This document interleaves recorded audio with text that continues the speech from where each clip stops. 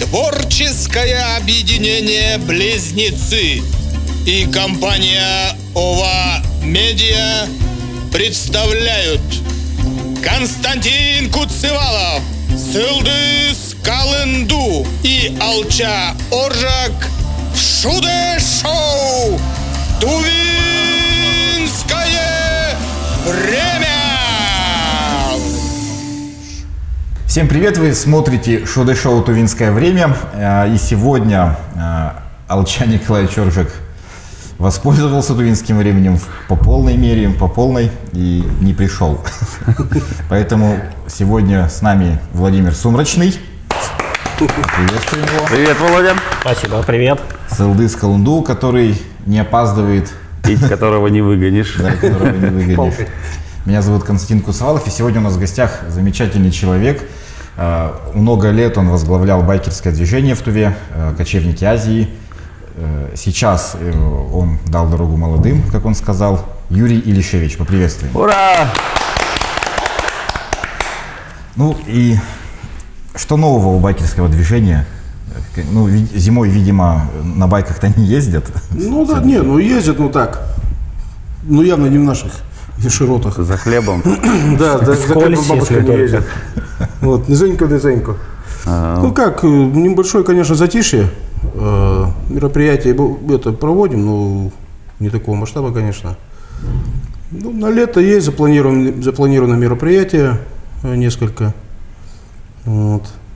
Ну, даст Бог, все срастется, коронавирус отступит, рубль вырастет. Нефть подорожает. Да. Спартак снова станет чемпионом.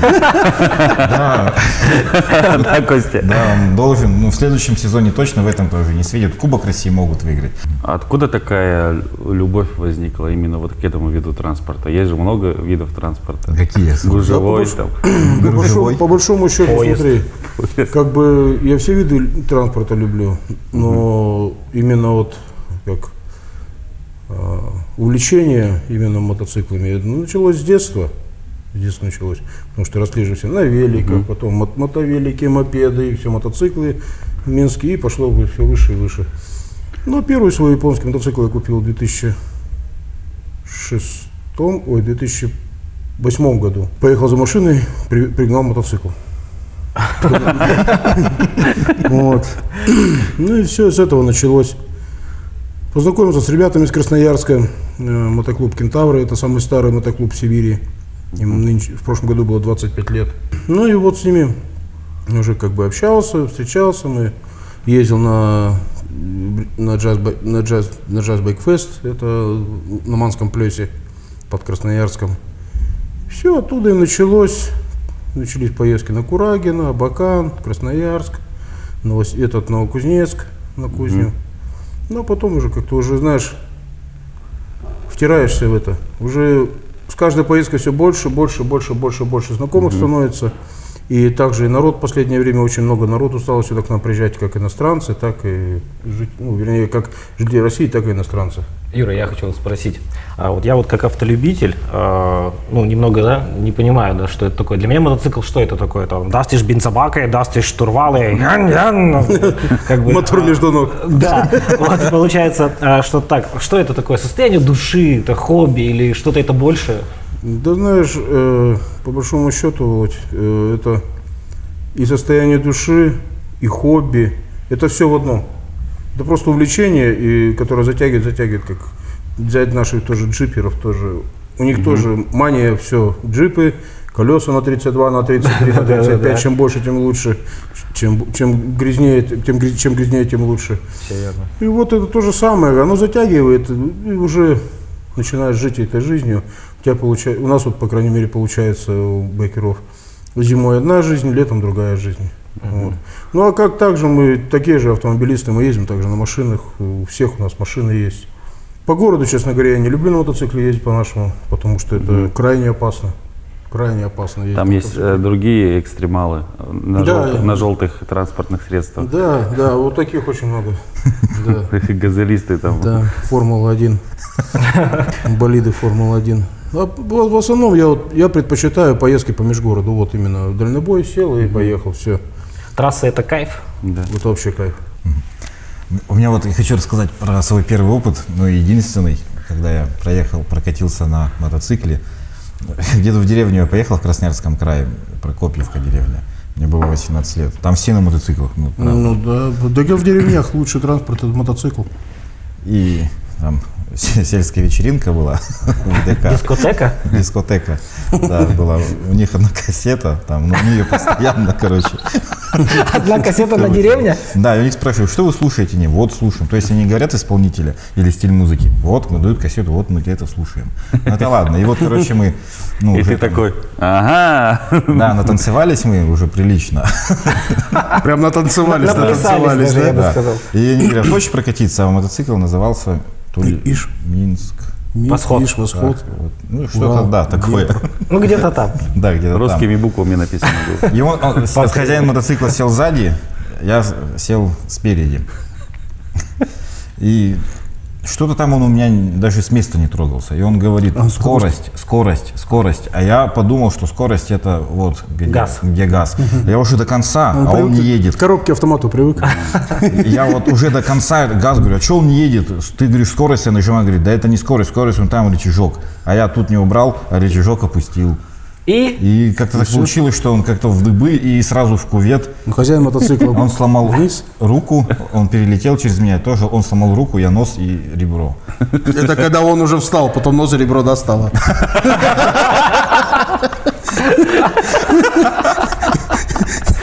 Руку И для все, этого. и желание все То есть он отбило. руку сломал об мой нос и об мое ребро.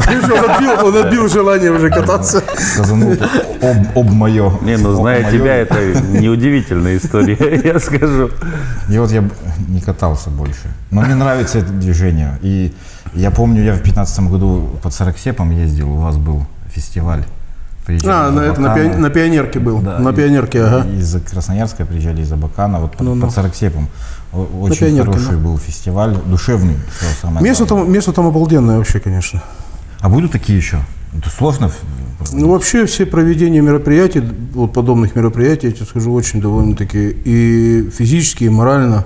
Это хорошо, вот не так, ну, года 2, наверное, 3 назад сцену свою сварили. А так вот все колотили каждый год, доски привозили, колотили сцену, делали все это. То есть вы приезжаете все на байках, и вы там устраиваете творческий вечер, да? Да, там, получается, приезжают. Сылдыс намекает, тамадали не нужна? Нет, Тамадали не нужна? Там отдали, Нет, там я не имею в дали, да? Я имею в виду то, что чем вы там занимаетесь. Ну, вообще, странные вопросы, чем вы там занимаетесь. Очень хотелось бы узнать и нашим зрителям о вашем большом мотопробеге в Беларусь. Ну, вообще, я скажу про этот мотопробег. Это очень такой для нас, лично для нас, кто вот участники этого мотопробега, это очень такое знаковое событие. Потому что мы, считай, 9 лет его выхаживали. И когда вот съездили, обратно приехали, у нас... Ну, позитива нам хватило, до сих пор на этом позитиве. Конечно, если кто-то хочет посмотреть про этот мотопробег, есть фильм в Ютубе «Кочевники Азии. Огненный таран». Просто называешь и вылазит сразу же. Юрий, расскажи, вот дорога – это приключение. Да. Вот какие интересные случаи или случаи вот происходил, например, когда вот вы ехали так далеко, вот в Белоруссию, вот что-нибудь интересное было? Катастрофическое состояние дорог на западной части России. Даже так? Труба. Это мы здесь жалуемся, ездим, жалуемся на состояние дорог в Туве. Вот у нас здесь в Туве, в Хакасии, дураки мы. Там дорога, труба вообще. Мы в Смоленск заезжали, там такое ощущение, что перед нами буквально вчера немецкие танки прошли. И бомбежка прошла. Реально. Почему Там даже так? сами смоляне смеются, говорит, у нас здесь, говорит, дорожники говорят, мы, говорит, просто не успеваем делать дороги. То одна война закончится, пока начинаем делать, другая начинается война. Просто не успеваем сделать дорогу. Нижегородская область, то же самое. Также разбиты дороги. Центральная Россия вроде. Центральная Россия, так народ-то как там живет? Там деревни просто стоит, заброшенная деревня и ни одного жителя. То есть все в город приехали. Деревня-призрак. Да все в город посваливали. Это труба. У нас здесь, по крайней мере, вот по состоянию Западной России, здесь намного, я скажу, дабы не давать рекламу Западной России, чтобы сильно не повалили сюда, мы получше живем. Состояние дорог у нас очень хорошее. Конечно, не сравнишь с Белоруссией. Там вот тупо заезжаешь на территорию Белоруссии, все. Ровная дорога? Там вообще красота. Беларусь очень приветливый народ. Они там, тем более мы когда в Октябрьск приехали, после того, как посетили место гибели Бухтуева, поехали в Октябрьск, потому что он погиб при освобождении города Октябрьска, Гомельской области. Приехали туда, и как раз нас встречали ребята, вот, там вот у них президент Герман, а у него бабушка или с Томской, или с Тюменской области, по-моему, с Томской области. Она когда услышала, что сибиряки приехали, там слез было вообще. Она уревелась вся. Там и бабушка, и мать, там, ну, они давно уже как бы в Беларуси живут, но они приехали с Сибири туда. Так нас провожали там, блин, как не знаю. Порвали 3 баяна. Да, не говори, там вряд ли родных так провожают. Вот. Ну и мы до сих пор в контакте с белорусами. Я вот буквально позавчера разговаривал с белорусами, ну по вайберу разговаривали. У нас просто мероприятие небольшое там еще намечается. Надеюсь, получится в этом году.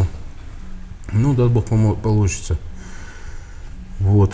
И вот они как бы нас приглашают на мероприятие. Пришло приглашение. 20 июня там будет проводиться, опять же, международный байк-фест «Огненный таран». Огненный таран. Это будет третий мероприятие. Получается, мы в 2017 году приехали. Они после нашего приезда загорелись этой идеей. И в 2018 году сделали первый байк-фест «Огненный таран», посвященный именно Бухтуеву Михаилу Артемьевичу. Ух ты! Хотя даже в Октябрьске, когда Виталя Сибиряк с Гомеля начал расковыривать все это мероприятие, узнавать по поводу Бухтуева, все, там даже в Октябрьске не знали, что у них такое произошло. Может быть, историки-то знали, там как бы, ну, у них музей, все, Бухтуев, фотографии, все там, описание подвига, все это есть. Но как бы просто люди, они не знали, что у них есть в Черных Бродах, есть обелиск Бухтуеву, ну, именно не Бухтуева, а месту тарана. И нету там вот этой поляны, где все это произошло. И все, и вот они прям загорелись, вот октябрьские загорелись, это моторудопилка, и они прям сделали этот международный байк-фест, называется он «Огненный таран». Он раньше проводился в начале мая, в начале мая, сейчас они сместили его до 20 мая, получилось там, ну, они с городадминистрацией, с райисполкомом там, все это согласовали и сделали на 20 июня. Пришло приглашение, ждут нас, вот я не знаю, вряд ли я, наверное, туда поеду, как бы. Один уже не смогу ехать, детей не оставишь, вот приходится мне уже на 3 умножать все это дело. А туда-обратно дорога, считай, еще 20 на одного, получается, где-то 23 тысячи туда-обратно. Ну и там, естественно, надо. Там Есть. Там туда, если полетел в Минск, то надо машину в каршеринг брать. Вот, опять же платить, там дней на неделю брать машину и уже передвигаться. А можешь, вот, можно, да? Да, конечно. А можешь вот рассказать вот о мотоциклах, так вкратце, вот, например, как в автомобилях, там, универсал, хэтчбэк, там, грузовик. Ты имеешь в виду по Вот поводу что, классов, как по это поводу вообще, классов да. мотоциклов? Да. Ну, начинается, естественно, все Мопед. с классики. Начинается, ну, не с классики, а можно начать с табуретки. Да. Вон, со скутера. Ага. 50-кубовик. Ну, что это? Мне не нравится, когда ноги вот так перед тобой стоят. Я не умею так ездить. А это когда включаешь, заводишь мотоцикл, Ключик, стартер. он же шумит сильно, да? Ну, Работает как почти машина. да. Но ты сидишь, и вот шум, он не сильно Спать напрягает. не мешает. Спать не мешает. Моей жене не мешала. Она у меня постоянно на дороге спала.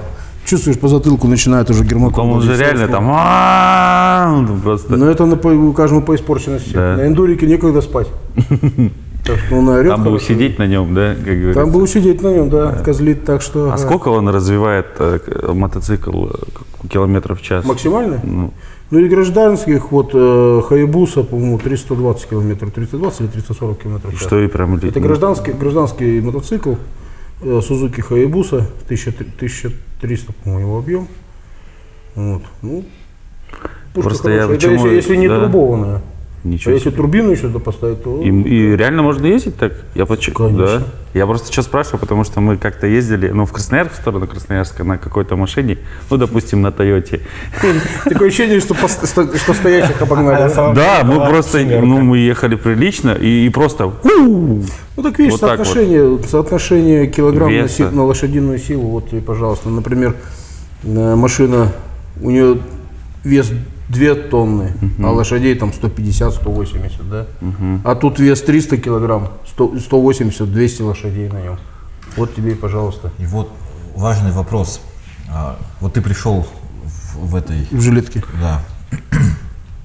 Очень важна же защита. Конечно. Для байкера. потому что- Это первое. Да, я помню, ты говорил несколько лет назад в интервью, что если в ДТП попадает байкер, Однозначно пострадавший. да, Однозначно. вот что в защиту входит? Так, перчатки обязательно. Мотоботы, Мотоботы, мотобрюки, мотокуртка.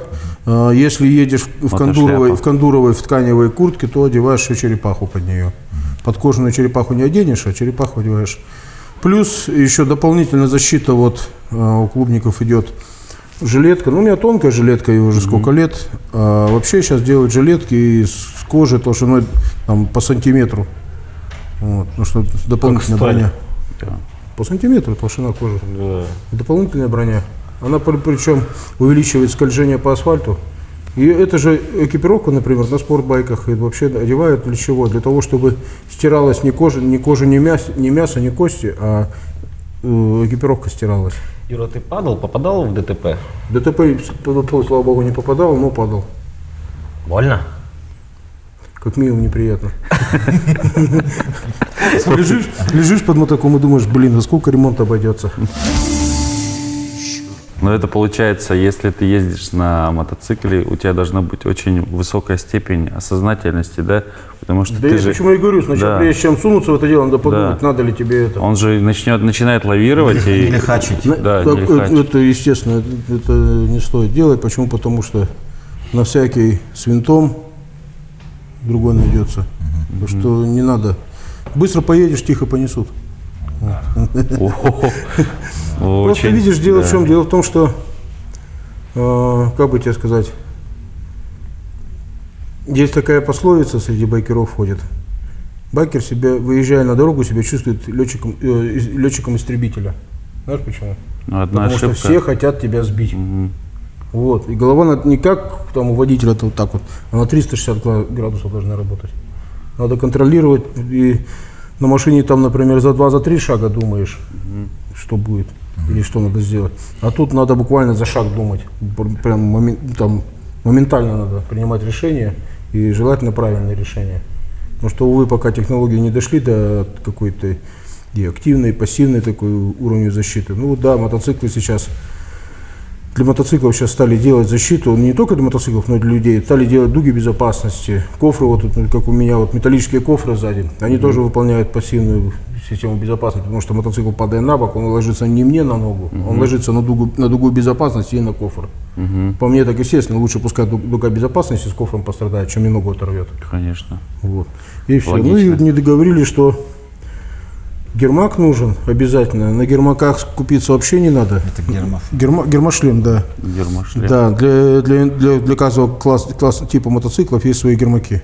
Для эндуро свои, но сейчас они уже делают комбинированные. И для спорт-туризма, для тур-эндуро и для спортбайка есть другие. Там есть интегралы, есть модуляры, гермаки.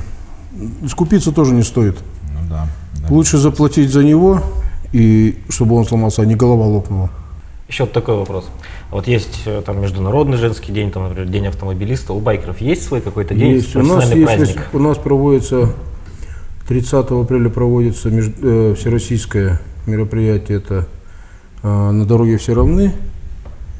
Потом есть 18 сентября у нас скорбная дата. Это День погибших байкеров 18 сентября.